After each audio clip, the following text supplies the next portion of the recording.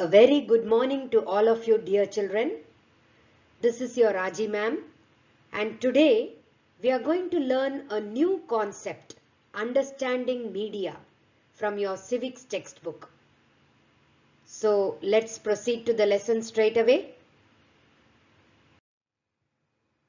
Try answering these questions, children.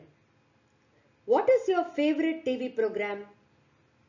What do you like listening to on the radio? Which newspaper or magazine do you usually read? Do you surf the internet? What have you found most useful about it? There is one word that is often used to collectively refer to the radio, television, newspapers, magazines, internet, and several other forms of communication. This word is media. Media is the plural form of the word medium, and it describes the various ways through which we communicate in the society.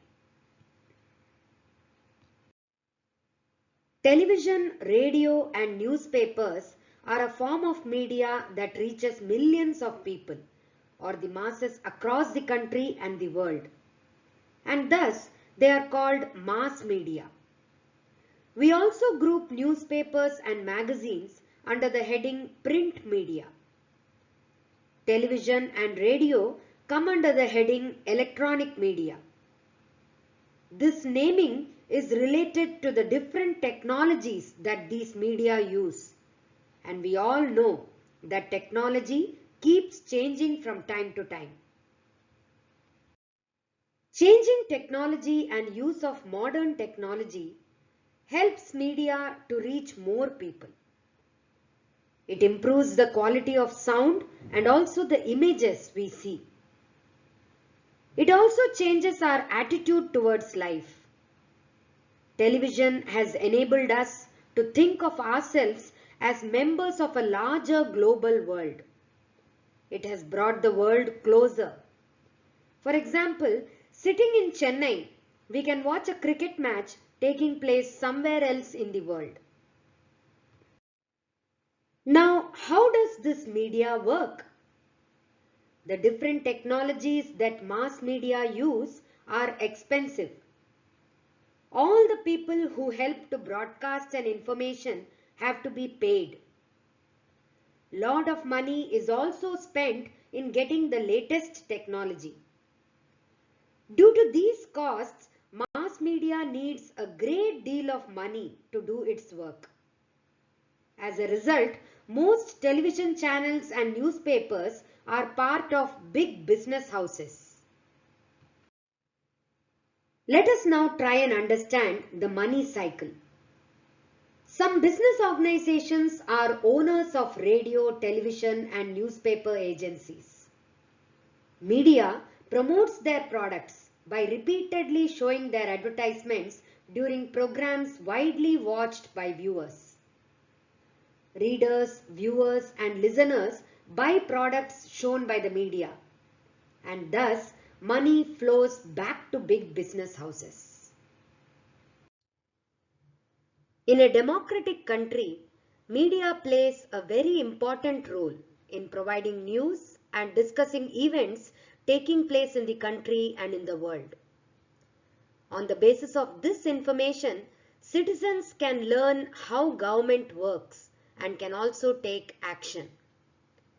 Some of the ways in which they can do this is by writing letters to the concerned minister, organizing a public protest, and starting a signature campaign by asking the government to rethink its program. As media plays a very important role in providing information, it is important that the information be balanced. A balanced report is one that discusses all points of view of a particular story and then leaves it to the readers to make up their minds about the information given. But do all forms of media give a balanced report? Writing a balanced report, however, depends on the media being independent. An independent media means that no one should control and influence its coverage of news. No one should tell the media what can be included and what should not be included in a news story. So it is important that this information is reliable and not biased.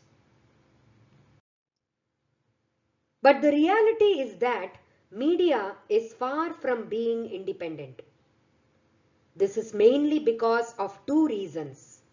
The first is the control that the government has on the media. The government prevents a news item or a particular issue from being shared with the larger public, and this is referred to as censorship. Secondly, newspapers nowadays still fail to provide a balanced story because business houses control the media today, and at times it is in the interest of these businesses to focus on only one side of the story.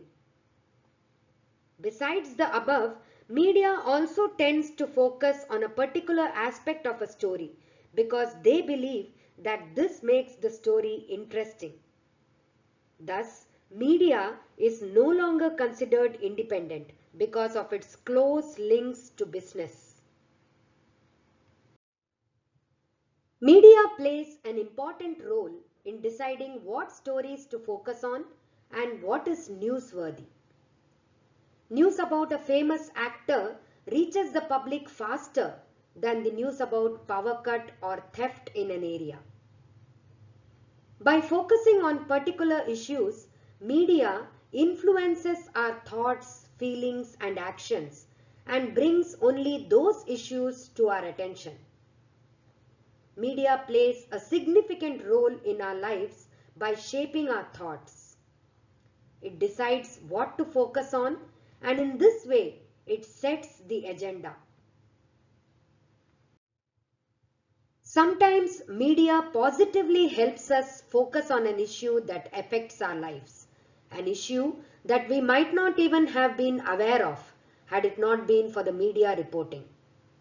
The best example here is that of the coronavirus. But there are several instances when the media fails to focus on issues that are significant in our lives. For example, the drinking water scarcity, which is a major problem in the country. It is important for us to be aware that the factual information that a news report provides is often not complete and can be one-sided.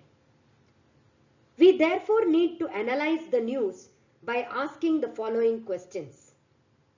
What is the information I am learning from this report? What information is not being provided here?